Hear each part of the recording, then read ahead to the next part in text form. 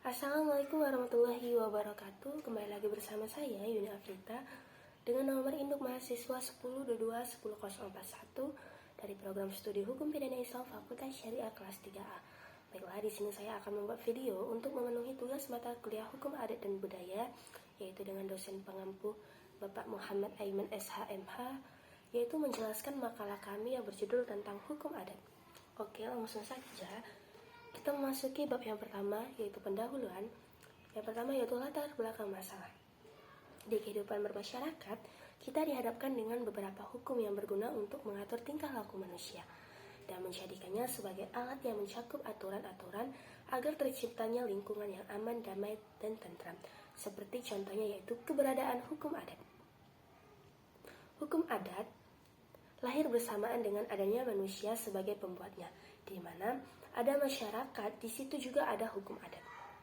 Hukum hadir karena kodrat manusia yang selalu hidup bersama atau berkelompok, sebagaimana yang dikemukakan oleh Aristoteles dalam karya ilmiah Muhammad Ruslan Affandi yang mengatakan bahwa adanya hukum adat sebagai fondasi penting dari suatu sistem hukum pada hakikatnya merupakan kesatuan atau himpunan dari berbagai cita-cita dan cara-cara manusia yang berusaha untuk mengatasi masalah nyata maupun potensial yang timbul dari pergaulan sehari-hari yang menyangkut kedamaian masyarakat itu sendiri. Semakin kompleks susunan suatu masyarakat, semakin luas dan mendalam pengaruh hukum adat dalam mengatur kehidupan manusia. Baik dari latar belakang di atas, maka dapat ditarik kesimpulan, yaitu yang pertama, apa itu hukum adat? Yang kedua, apa saja sumber hukum adat itu? Yang ketiga, bagaimana sejarah hukum adat itu? Yang keempat, bagaimana sistem hukum adat? Yang kelima, bagaimana persekutuan hukum adat?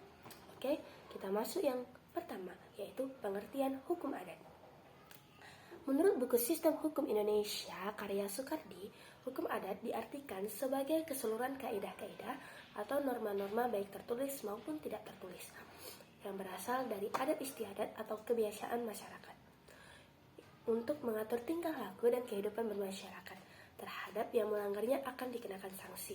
Oke teman-teman, jadi dapat ditarik kesimpulan bahwasanya hukum adat itu seperti hukum yang ada di kehidupan kita sehari-hari. Jika kita melanggarnya, maka akan ada sanksi bagi si pelaku tersebut. Hukum adat adalah sistem yang telah lama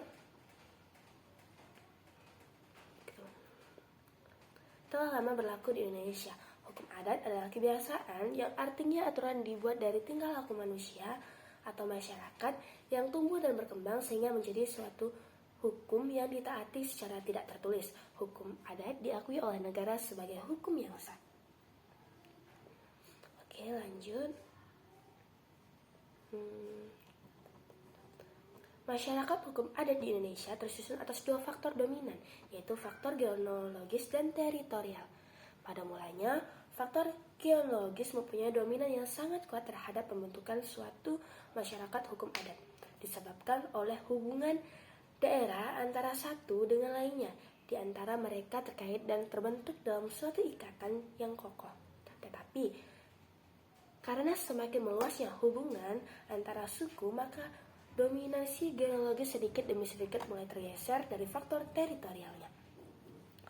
Berdasarkan faktor tersebut, dapat dibedakan tiga wujud masyarakat hukum adat, yaitu masyarakat hukum adat genealogis, masyarakat hukum adat teritorial, dan masyarakat hukum adat genealogis teritorial.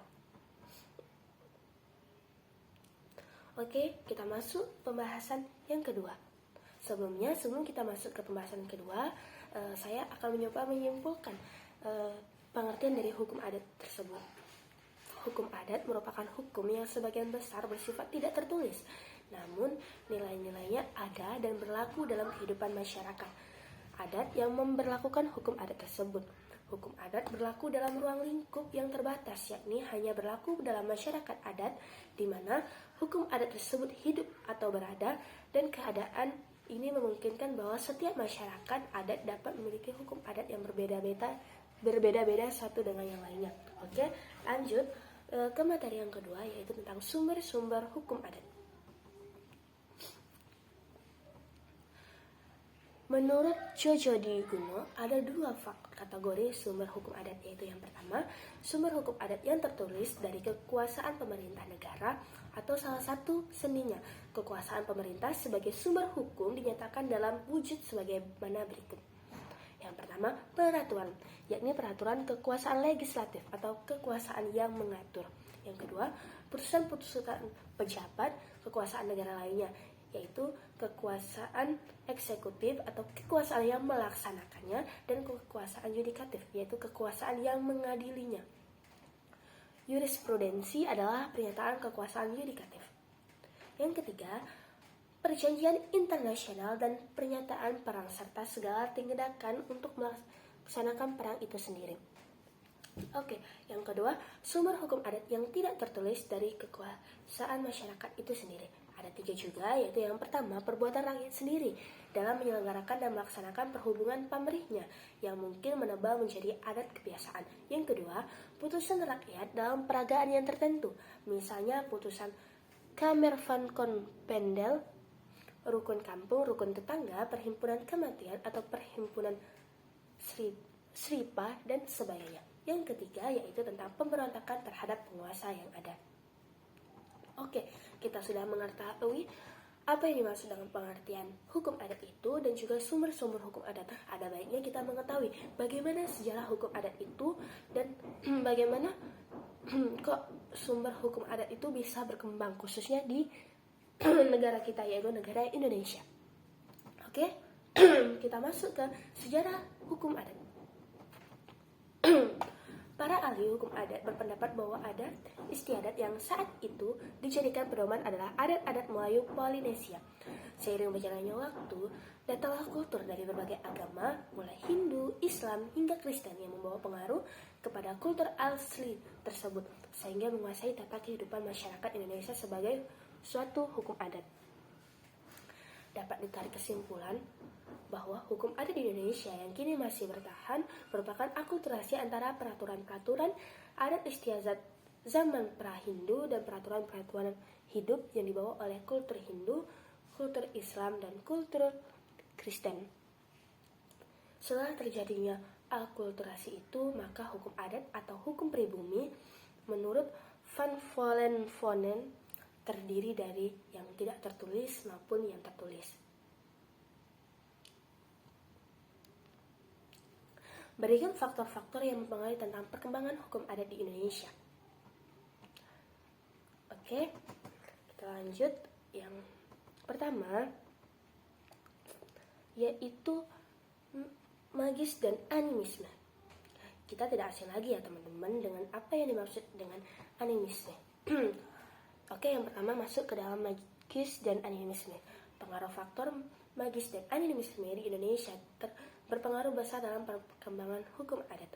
Hal ini bisa dilihat dari upacara-upacara adat yang bersumber pada kekuasaan serta kekuatan gaib, hingga kepercayaan animisme pada alam semesta atau pemujaan terhadap roh-roh tertentu. Animisme itu terbagi yaitu tentang faktor agama. Pengaruh faktor agama juga mempengaruhi salah satu yang cukup besar dalam perkembangan hukum adat. Mulai dari masuknya agama Hindu pada abad ke-8, agama Islam pada abad ke-14, dan agama Kristen yang dibawa oleh pedagang-pedagang barat pada zaman itu ya teman-teman. Yang kedua yaitu faktor kekuasaan yang lebih tinggi. Maksud dari kekuasaan yang lebih tinggi itu adalah kekuasaan raja, kepala kuria, negari, dan sejenisnya. Tidak semua raja yang pernah berkuasa baik. Ada juga raja yang bertindak sewenang-wenangnya. Bahkan tidak jarang keluarga dan lingkungan kerajaan ikut dalam menentukan kebijakan kerajaan adanya kekuasaan asing. Pengaruh kekuasaan penjajah Belanda turut mempengaruhi perkembangan hukum adat di Indonesia. Orang-orang Belanda kala itu membawa alam pikiran barat yang individualisme. Hal ini jelas bertentangan dengan alam pikiran adat yang bersifat kebersamaan. Hukum adat dikemukakan pertama kali oleh Profesor Sok Hurjorojile, seorang ahli sastra timur dari Belanda, yaitu pada tahun 1894. Sebelumnya istilah hukum adat berkembang dulu dikenal istilah adat Rich. Dalam bukunya De Adres Aceh pada tahun 1893 sampai 1894. Oke, kita lanjut yang pembahasan kita selanjutnya, yaitu tentang sistem hukum adat. Di dalam Undang-Undang Dasar 1945 tidak ada satu pasal pun yang menyebutkan dan mengatur tentang hukum adat. Oleh karena itu, aturan itu berlaku kembali hukum adat pada aturan peralihan Undang-Undang 1945 pasal 2 yang berbunyi, segala badan negara dan peraturan yang masih langsung berlaku selama belum diadakan dan baru menurut Undang-Undang Dasar ini. Aturan peralihan pasal 2 ini menjadi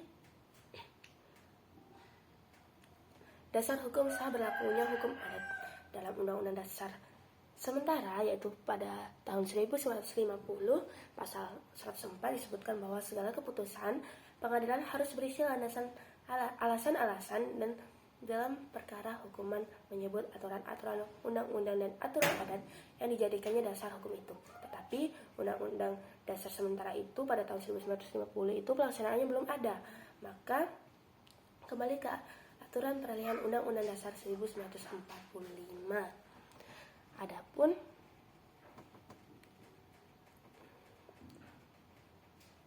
Adapun sumber-sumber hukum adat, yaitu yang pertama adat istiadat atau kebiasaan yang merupakan tradisi rakyat, yang kedua kebudayaan tradisional rakyat, yang ketiga ugeran atau kaidah dari kebudayaan Indonesia asli, yang keempat perasaan pengadilan yang hidup dalam masyarakat, yang kelima pepatah adat, yang keenam jurisprudensi adat, yang ketujuh dokumen-dokumen yang hidup pada waktu itu yang memuat ketentuan-ketentuan hukum yang hidup, yang ke-8 kitab-kitab hukum yang pernah dikeluarkan oleh raja-raja, yang ke-9 doktrin tentang hukum adat, dan yang terakhir yaitu hasil-hasil penelitian tentang hukum adat, nilai-nilai yang tumbuh dan berlaku.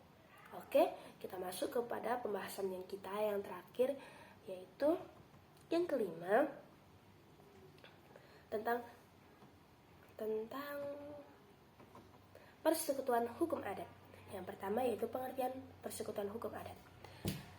Persekutuan hukum yakni sekelompok orang-orang terikat sebagai satu kesatuan dalam suatu susunan yang teratur dan bersifat abadi dan memiliki pimpinan serta kekayaan baik berwujud maupun tidak berwujud dan mendiami atau hidup di atas suatu wilayah tertentu. Masyarakat hukum atau persekutuan daerah adalah kesatuan dari beberapa tempat kediaman yang masing-masing mempunyai pimpinan sendiri dan sederajat, tetapi kediaman itu merupakan bagian dari satu kesatuan yang lebih besar. Persekutuan hukum yang dibentuk dengan menggunakan dua faktor sekaligus, yakni faktor keturunan dan faktor keturunan dari faktor wilayah pada pasal 18B Undang-Undang Dasar 1945 mengakui dan menghormati kesatuan masyarakat hukum adat beserta hak-hak tradisionalnya sepanjang masih hidup dan sesuai dengan perkembangan masyarakat dan prinsip negara kesatuan Republik Indonesia. Yang kedua yaitu persekutuan hukum adat Melayu. Hukum adat merupakan salah satu sumber hukum baik terbentuknya suatu secara nasional. Keberadaan hukum adat di Indonesia tidak boleh bertentangan dengan sumber hukum yang utama, yakni Pancasila. Justru, hukum adat semestinya mendukung implementasi pelaksanaan hukum yang ada dalam Pancasila tersebut.